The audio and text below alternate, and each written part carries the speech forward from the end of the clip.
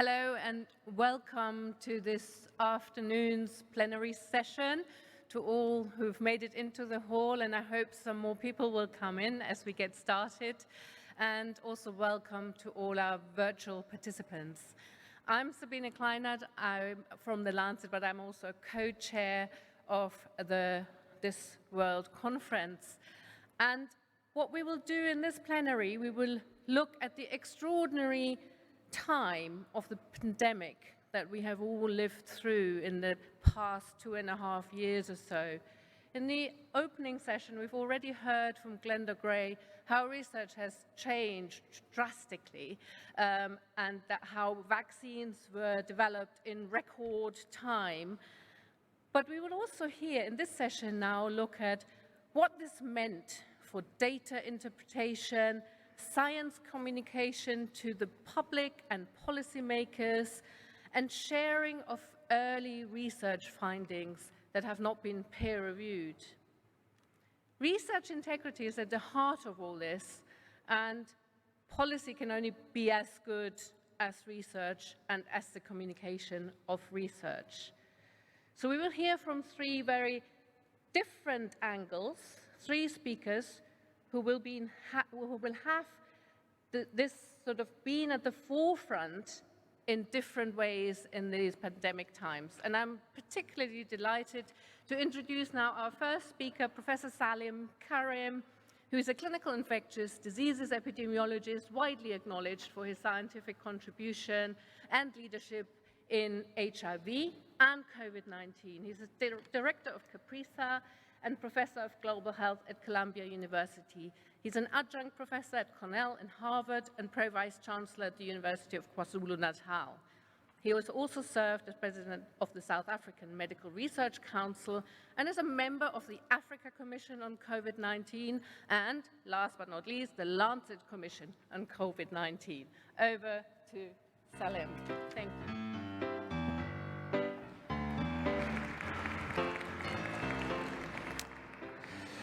Thank you very much, Sabine. It's a great pleasure and an honor to be with you here today. I'm going to, in the next 20 minutes, talk about integrity in science communication during the COVID-19 pandemic, and I'm going to focus on challenges and opportunities. Let me start by quoting from the WCRI Singapore Declaration that research integrity is not just about trustworthiness of the research, but it's also about the honesty and the accuracy of its presentation. And here I'm going to talk about some of the challenges and opportunities in presenting and communicating science to the public, to policymakers in the midst of the pandemic. And I'm going to use three of the research integrity concepts of honesty, accountability, and professionalism that are so well captured in the Singapore Declaration. So let's, by way of background, I think we all are very aware that COVID-19 set a new bar in public transparency as far as a pandemic is concerned. We have very open communication. WHO was hosting daily press briefings for the first several months of the pandemic. And various countries' presidents were hosting public meetings or national broadcasts. In South Africa, our Minister of Health has a weekly press conference, and websites, whether it's the Johns Hopkins or World in Data or WHO, are trying to maintain up-to-date information, giving you the latest evidence. And it's certainly a new level of knowing and understanding a pandemic really as it unfolds.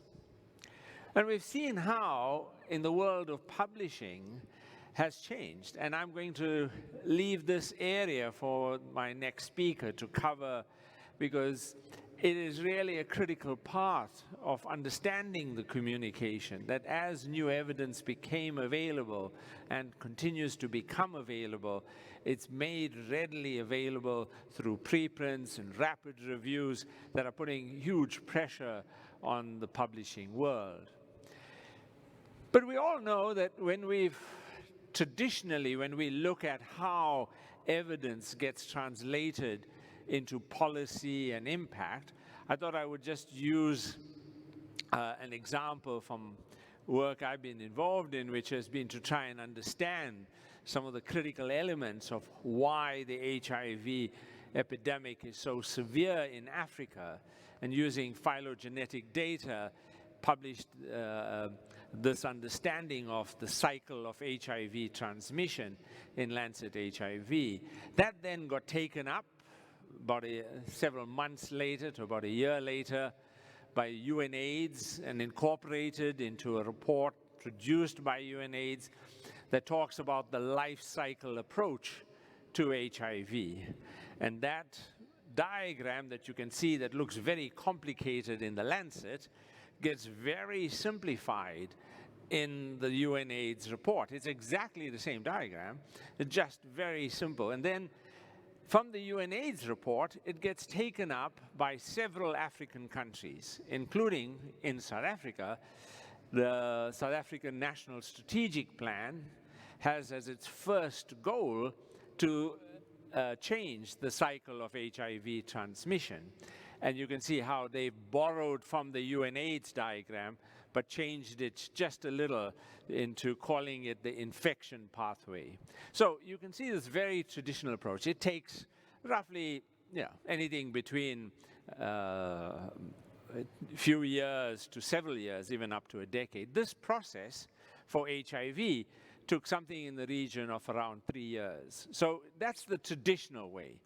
But in COVID, we just simply didn't have that luxury. We didn't have that time, that opportunity. And so what happened in COVID-19 was advisory committees were established in various countries to provide evidence-based guidance. And here I'm just showing you the Ministerial Advisory Committee on COVID-19 established for South Africa. And in our first year, we provided over 100 advisories. Our advisories have a very formal structure that explain the problem, the evidence that's available, the level of uncertainty, and then provides a set of recommendations. But what's very important is to recognize that all of this process of providing this advice is occurring in the midst of very high uncertainty.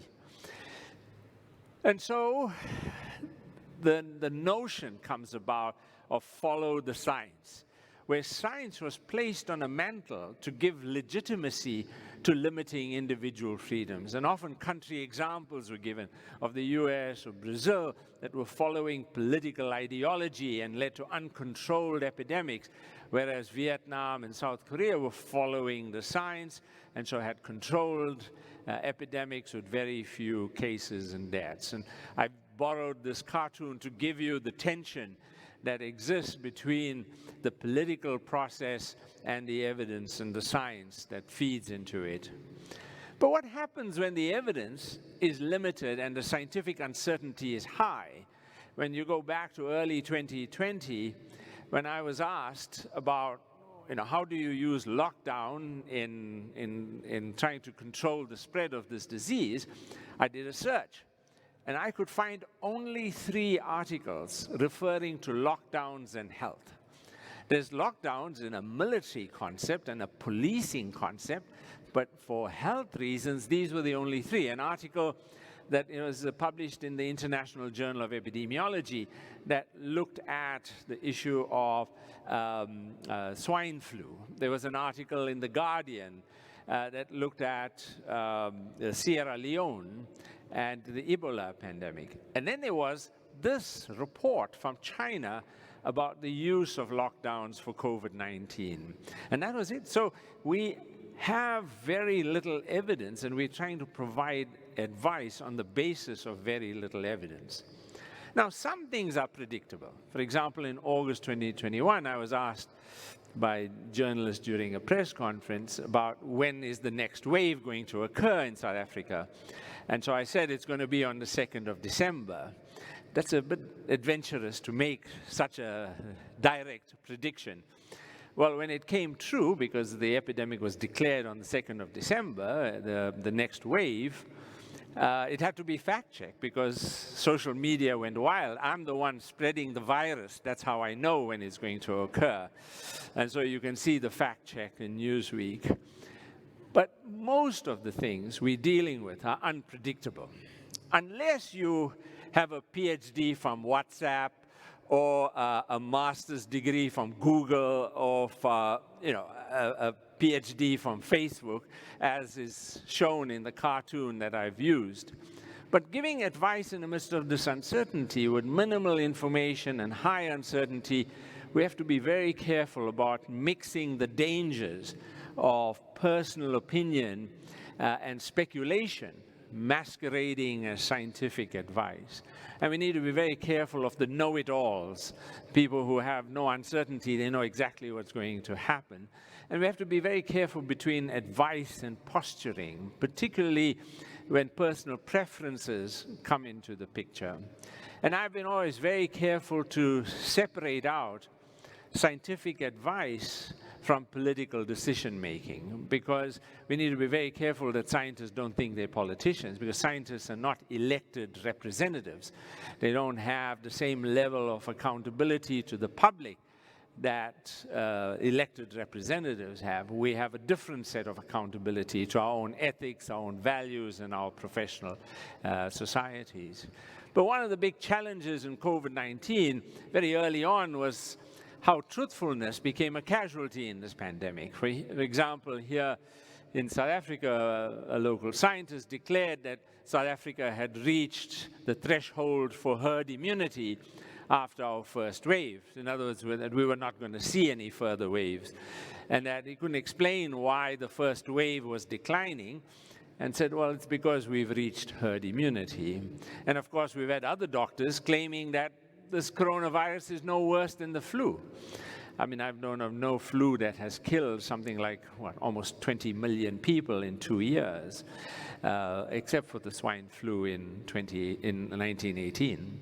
So we have a challenge in honesty being a casualty in this process. And here we all are well aware of the challenges of the infodemic, and the way in which, when people are anxious and they are unclear about what's going on, conspiracies help explain the world, especially when they draw on little bits of truth. And very importantly, conspiracies do something more than science can. And that is that they tell you who to blame for your anxiety and your misfortunes. So it's they will use often people in positions of power and authority. And of course, Bill Gates features in that repeatedly.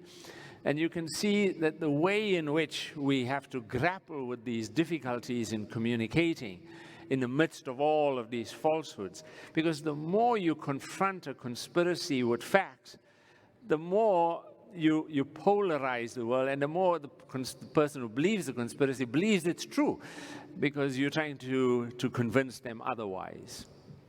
And we've seen the way in which professionalism has come under challenge, and that we've seen how science communicators play the blame game.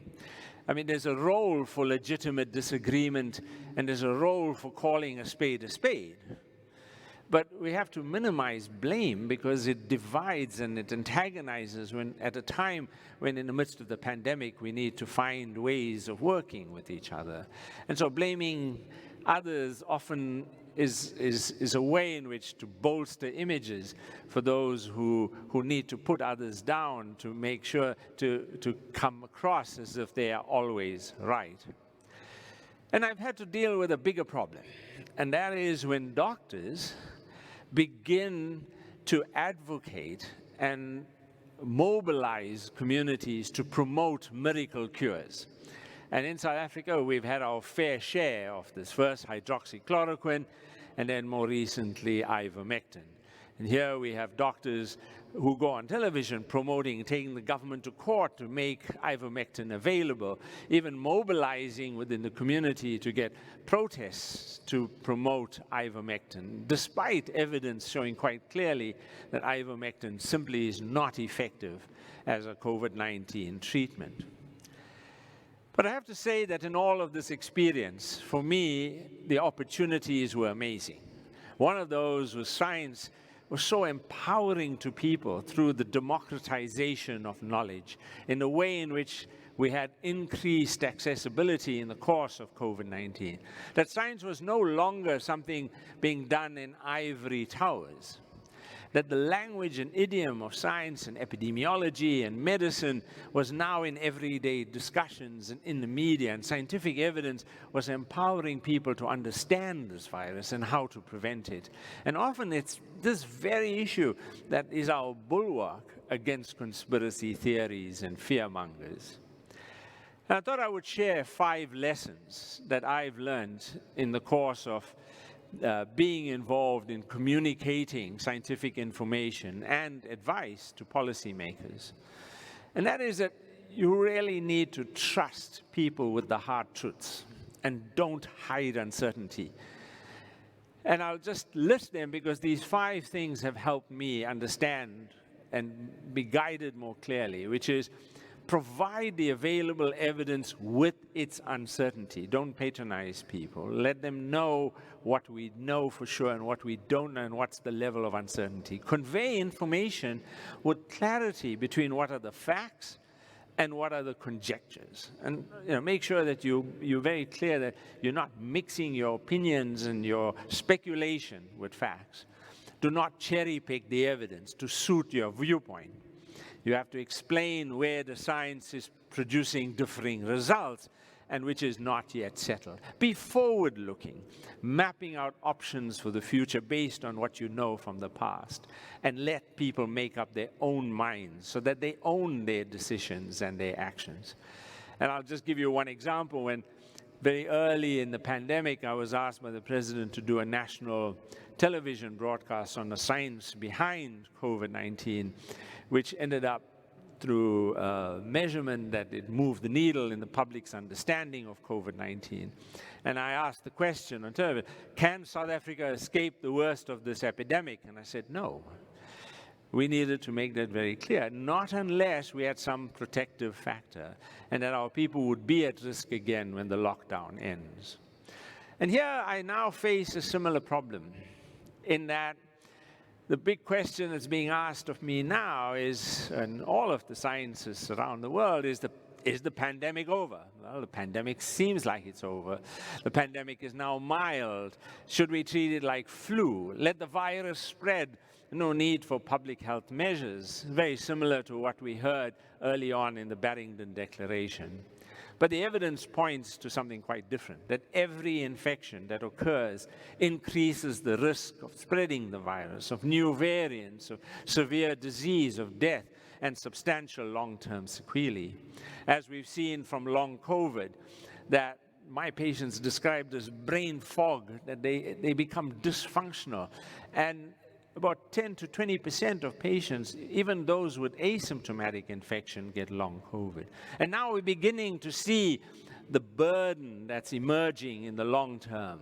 This is in patients 1 year after their infection. Regardless of whether they had an asymptomatic infection or severe infection, they have a 50% increase in the risk of heart disease, stroke, heart attacks, myocarditis, and regardless of cardiac risk factors.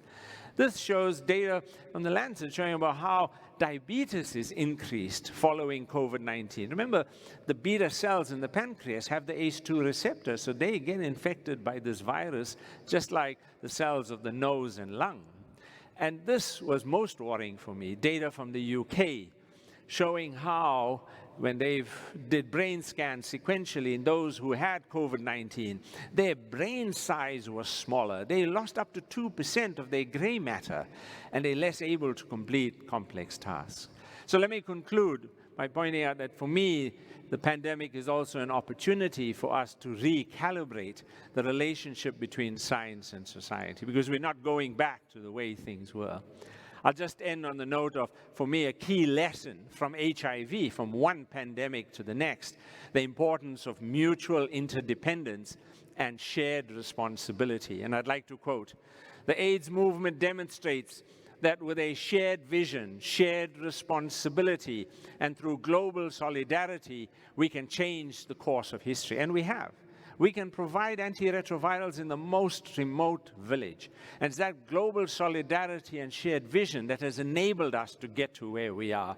And in COVID-19, it's exactly the same. Our shared responsibility that no one is safe until everyone is safe. And I'd end by quoting from Pope Francis in this editorial in the New York Times.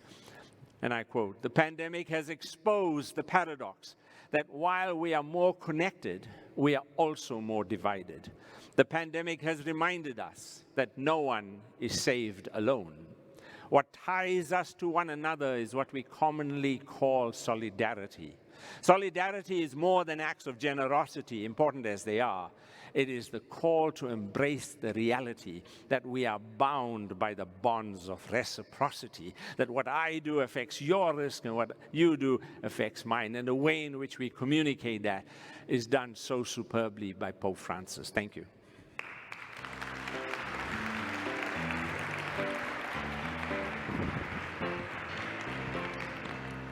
Thanks very much, Salim, for this whirlwind tour, of science communication in the times of a pandemic. I'm now opening up for questions. Please line up behind the microphones in the room and tell us who you are and keep your questions brief so we can have as many as possible. Thank you very much.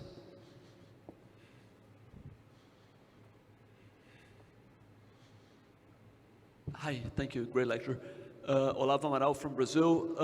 I agree with the suggestion that you should convey what is fact and what is conjecture. That said, it's not always easy to see to tell one from the other. It's definitely not a binary. I mean, things get progressively less uncertain until they can get called a fact.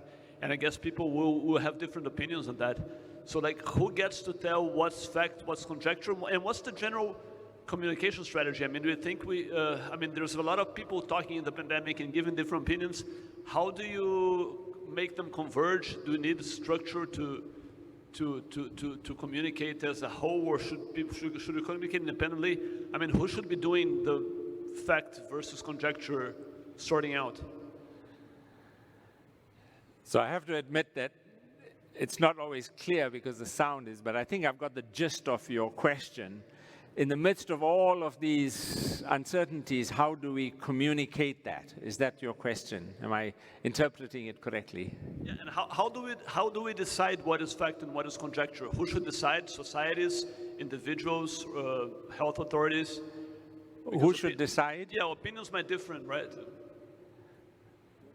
decides what is fact and what is conjecture? Who decides what is fact? Okay. Now that's a very complicated question, one that has a deep philosophical base. But the way in which, just for practical purposes, that when we're looking at in COVID-19, and we're trying to decide what is a fact and what is still an unsettled issue, or we just have some evidence pointing in a direction, is generally based on replication. And very fortunately in COVID-19, evidence pours out very quickly. I mean, within a matter of a week after a new variant, we've got several studies establishing the extent to which vaccines would work against it or not. So we're still using the old tried and trusted principle of replication. But what happens, I mean, currently we're grappling with this issue of, with Omicron, if you are vaccinated, do you produce more virus in your nose than if you're not vaccinated? And there are studies going in both directions. So for that, we have to just say that replication hasn't proven one way or the other. So that's the practical way in which we've been dealing with it. Are there any more questions? Please come to the microphone.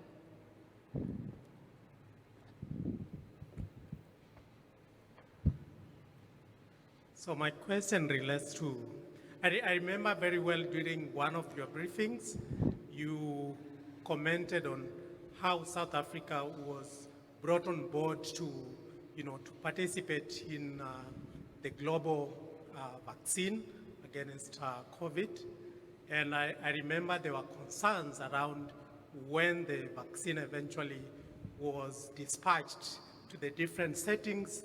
I think there were concerns about how after South Africa was involved in the pilot and the testing phase.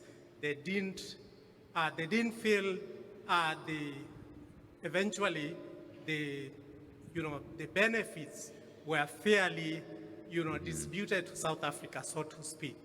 I'm just wondering whether you could comment on if this process were to, looking back, in what way would South Africa or what factors would Africa have, considered in getting into this global project from the start?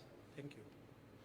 Thanks. I mean, you're raising what is a very big challenge that we experience not only with COVID vaccines, but for many other kinds of research that we do, that we don't want to end up with a situation where African countries have participated in a clinical trial to show a particular new treatment or vaccine is effective, only to find that it's unaffordable and that there's no commitment on the part of the company to make it available.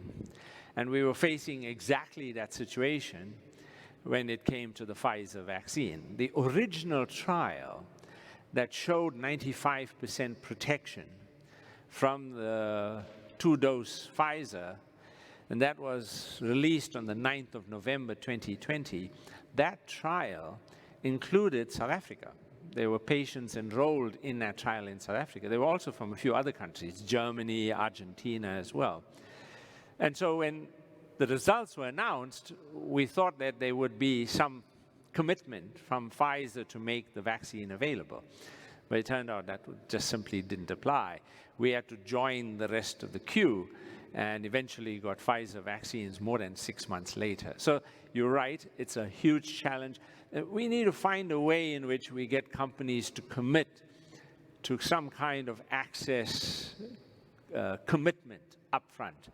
In the COVID-19 situation, it was a bit more problematic because Pfizer didn't do it with academic institutions. They did it in the private sector.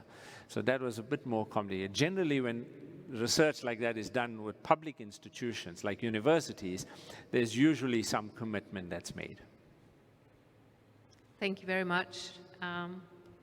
Yeah. Thank you very much, Professor. My name is Daniel Barr. I'm from RMIT in Australia.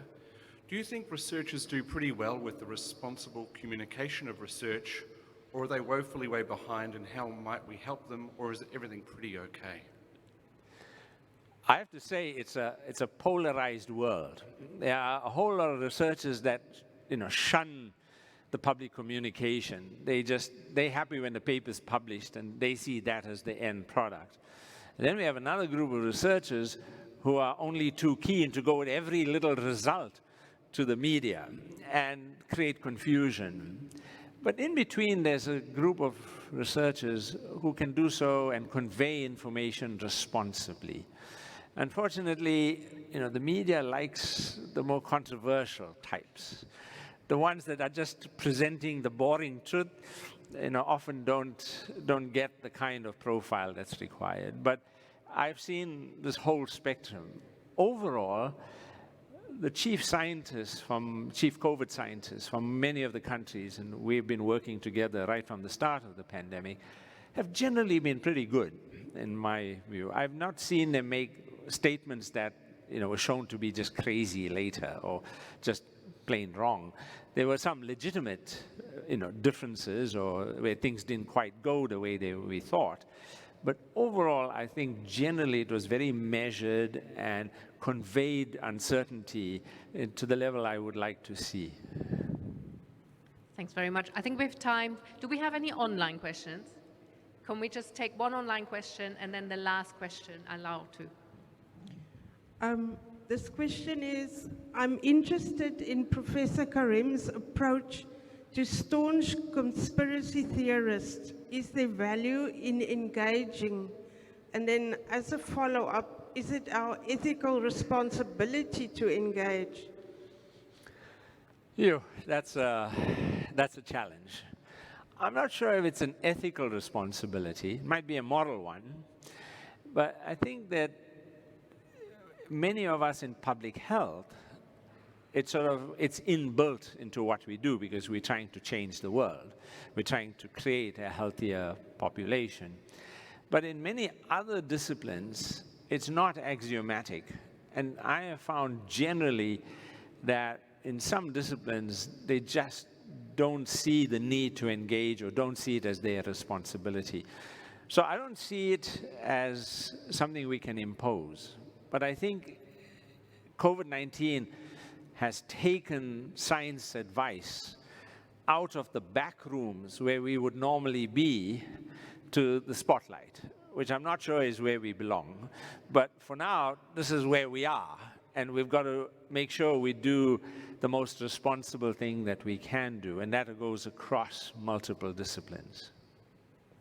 Thanks very much. And the last question, please, there in the back. All right, thank you. I think you might have tackled it a little bit in one of the earlier questions, but I was wondering, how do you communicate your science in the way that the general media, the newspapers, the TV stations, and so on, that they also communicate it in a way that is good for science and good for the public, because they want the headlines, they want to sell their newspapers, and they don't care about what you say. It might go that way. They want the numbers, as you said. They want to see 2nd of December, the next wave starts. How do you get the media to not do that? I don't know if anybody has that answer, but I can tell you that a boring headline doesn't sell papers. They want the controversial headline. They want something that catches the eye. And it's a fine line with the media, I have found, in that many of the journalists genuinely want to educate. But they've got to mix some degree of attraction into the article to do that job. And so they will twist some part, or they will take some part of what you're saying and sensationalize it a little bit. I have been mostly impressed, actually. I mean, if I look at the headlines in the UK, The Guardian, when Prime Minister Johnson declared the lockdown, basically said, it's a national emergency, stay at home.